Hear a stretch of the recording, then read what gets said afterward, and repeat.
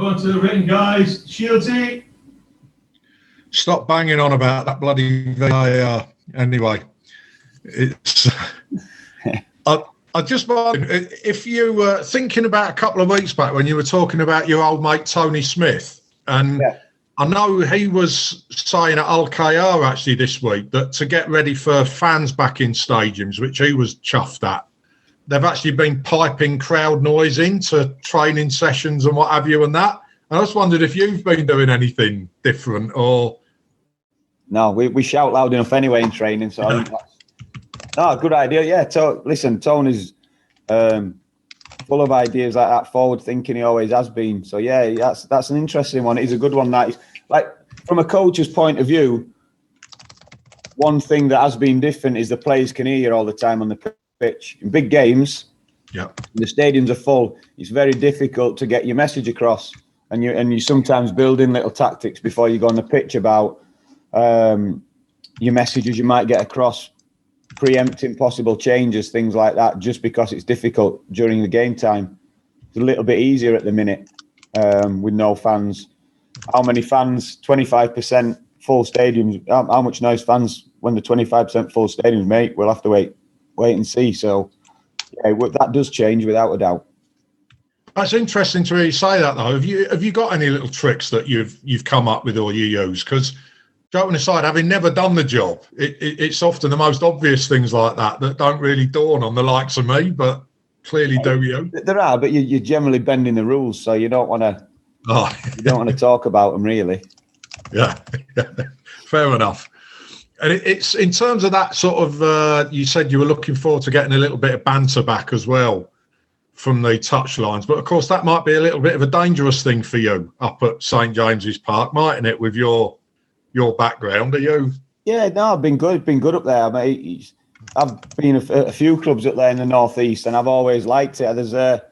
And growing up, I've said it before in other interviews. There's a similarity for me between the northeast, South Yorkshire, and Merseyside. And I always go back to when playing schoolboy football when we were younger, or even my time at United as a schoolboy. When you played any teams from those areas, they were always real physical, proper football matches, and it was played in a different way. And I still think there's that feel of that, what the fans want in those areas. So yeah, I've always been really comfortable up there, enjoyed my time up there at all the clubs I was at. Oh, that's it. In terms of Daniel as well, what's the big challenge for him going forward now? Because you've obviously made a profession as well about bringing players through. You've done it yourself as well as a player. What's the big challenge going to be for him now? Hard work and focus. It's not a smooth journey. There'll be ups and downs. Listen, he could prove me wrong and stay in and amongst the team for many years with his performances. But in reality, there's going to be dips, there's going to be ups and downs. There's going to be dips in form, changes of manager. Everything can affect your starting position unless you, as a striker, say you're continually scoring. But one thing we need to make sure we do with him as a club is keep working him, keep training him, keep making sure he's getting the development he needs on the training ground. Because put it this way, in a championship, if you are a starter and you're playing Saturday, Tuesday, virtually every week, a lot of time is spent recovering and not training on the training ground. And he has young players, loads of young players. Every player needs that development still. And that has to be considered rather than just once they're in the first team, they're a first team player. Yeah. Oh, I see. And with regards that as well, I mean, how do you actually sort of manage that then as a youngster, giving them that time on the training pitch, but hopefully he will prove you wrong, and I mean that in the nicest possible way, but actually still developing them. So there's a lot more with technology. There's a lot more coaching done in classrooms and with video analysis and things like that. So that's coaching. Even if someone's starting regularly Saturday, Tuesday, and then recovering in between, they can still be getting a lot of tactical work indoors with video and really specific to them and their position. But I'm a massive believer that they still have to experience it, and you have to paint pictures and have them making decisions on the training ground. So we plan in your organisation and having a real clear way of playing, so that regardless what you're up against, that player knows his role in the team and is forever practicing it against different opposition, against different shapes and systems. So yeah, there's ways around it, but we have to keep players on the training pitch to paint pictures for them and have them ready. I guess as well, and I'm using sort of Daniel, just one last thing from me, as a vehicle for this, but the question's not actually about him, it's about all of the lads coming through. But when you said that thing about he knew the role, he already know he's been doing it, I guess that shows the benefits of having a strategy that you were talking again about a couple of weeks back, an overall strategy for a football club and working. I missed the start of that, Shield. You say that again, please? I was just saying just using Daniel as a vehicle, although the question's not actually just about him. When you said he knows that role and so it wasn't difficult putting him in, it shows the benefit of having an overall strategy for a football club, isn't it? Which I know is something you feel strongly about. Yeah, I think you come to that sort of age group, and obviously Chris brought me in to try and get that group playing in a similar way and have similar sort of values and standards. And so I was sure that I followed or tried to get the real similarities of the 23 system playing the same way as the first team. But within that, you still want to have a different type of players. So, for example, to get the best out of Daniel Jebison and his qualities and his attributes, you may get him playing a slightly different role to David McGoldrick, but they're still playing as front players. So that's how we've approached it, like I said. And the work Daniel's got off Jack Lester in and around the box in terms of scoring goals, the tactical work in terms of his role in and out of possession from myself in the team, the mentality that Dell looks at developing amongst the under 18s, it all plays a part. But it's with that specific goal in mind of what do we want a first team player to look like for Sheffield United, and also, like I said, what are their outstanding qualities that can get them there. So the fact is learnt that role, made it easier for me to put him in. Brilliant. Cheers, Paul. Thanks, mate. Hey.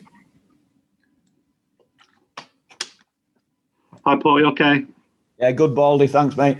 That's shocking, that, isn't it? Type of abuse is that from a press officer? Eh? He's sat here bored.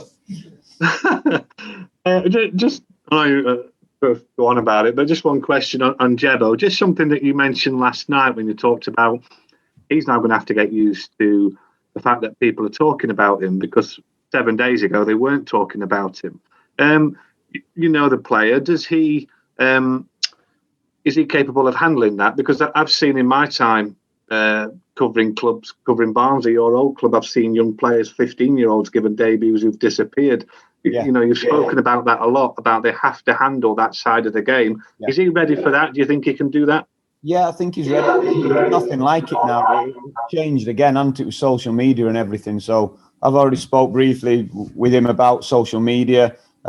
He's got a good agent to look after him. Like I said, good family around him, good staff around him in around the academy. And there's not a chance at this club anyone will let him get his feet off the ground. He'll be well and truly, grounded when he's doing his work and about the place here. But that attention, you could look on your phone now, I bet, type his name in now and look how many articles or things will be written about him just off the back of last night. So that's the change. But you just have to remember you are the same person, and the fact that it's hard work that's got you here means you have to keep working hard. So be reminded about all those things, and it'll be the support around him, it'll be the people around him that make sure he keeps progressing in the right way. Do you back him to do that, knowing who he is and knowing the person that he is? Yeah, definitely. But like I say, it won't be smooth. There'll be bumps along the way. We sort of prepare him for that. They have to understand that. And like Shields just said, I hope he is in a position where he could possibly prove me wrong, and his performances can keep him in and about the first team for the foreseeable. But there won't be any pressure on him from us, the 17-year-old making his debut. We want him to enjoy this moment, but keep working hard, because, like I say, he's nowhere near the finished player yet.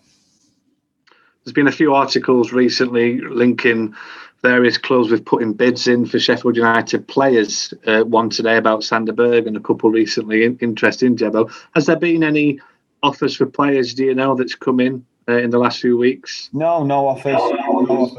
Listen, most of the things we know, things work. If there is anything happening for our players, any other players, they'll be bubbling away behind the scenes until, windows open and things can possibly happen. But it is all paper talk, and I think most of the names or most of the questions you get answered when you're doing these press conferences about possible transfers and targets is never ever comes to fruition. 90% of it will never ever surface. So at the minute it is just all rumour, all speculation. So you don't. There's no bids come in. For players. No. Okay. And can I just ask you one more question? You spoke last week about clarity and the direction in the next sort of week or two.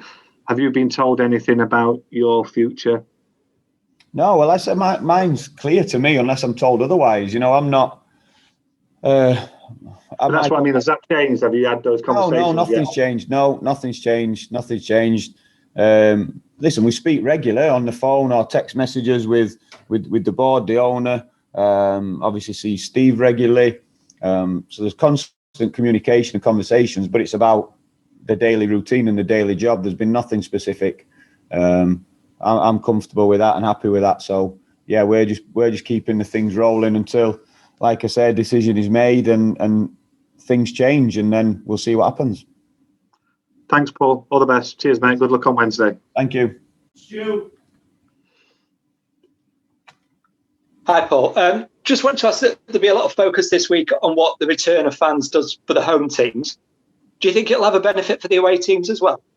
I think it'll have a benefit for everyone to start with. Everyone's just delighted they're back. So I don't think, even whatever results you're getting, I don't think you can read anything into it in these next couple of games, because everyone's just as excited as everyone else. It's going to give both sets of players a lift. The fact there's no away fans in makes it a different atmosphere again. But it's just exciting to have people back in and the crowd. And as I said, I keep referring back to the cup final. I enjoyed watching that final the other day. And I think mostly because the fans were in there and the cameras were panning round and we've seen the fans and the big moments, big decisions, constant noise. And that's what we're looking forward to.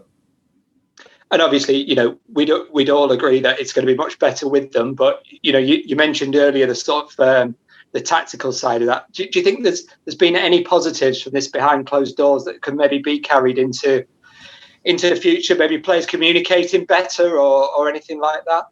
No. I think the fans have been missed. I think the football, I said, I've said before about the way it's refereed, not having a go at referee. What we're accepting now are fouls. We're encouraging players to go to ground, make noises to get free kicks and penalties. The way VAR then assesses and gives a penalty, it's just contact.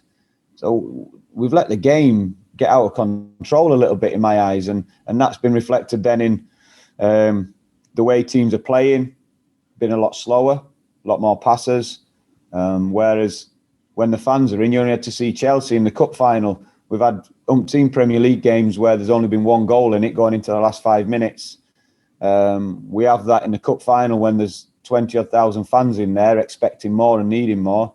And Chelsea play a much more direct game than they have done in the other games. Why? Because the fans change the mentality, they change the decision making.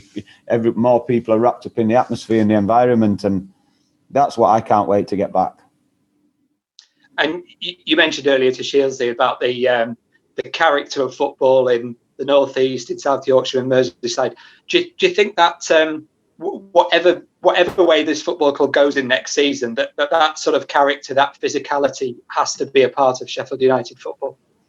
Yeah, I do, unless it becomes a disadvantage. Like I say, I'm seeing we got punished against Palace for staying on our feet twice.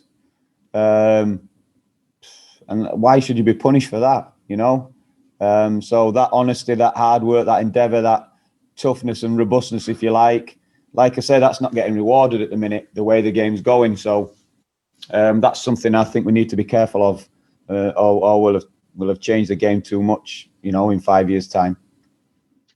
Is that difficult for you as a manager? Because there's been times this season when Chris appeared to be sort of wrestling with it a bit and almost feeling like he had to tell his players to do things that he didn't believe in, to go down, to make the most. Listen, the way it is now, you're only rewarded if there's contact in the box. You have to go down to get a penalty. You stay on your feet to try and get a shot off or create an opportunity, and there's no reward in it. And that's fact. We've seen it all the time.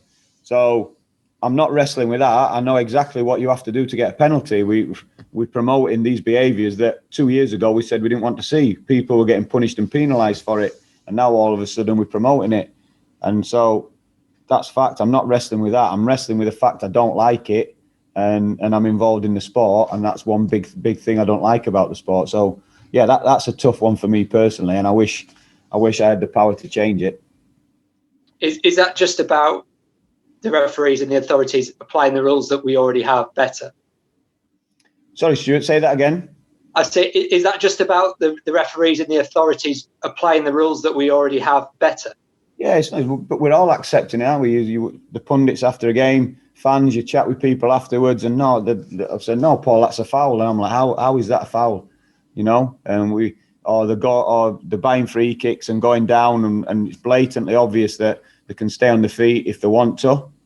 But no, we're accepting now that you have to go down and get the foul. So I think it's gone beyond that.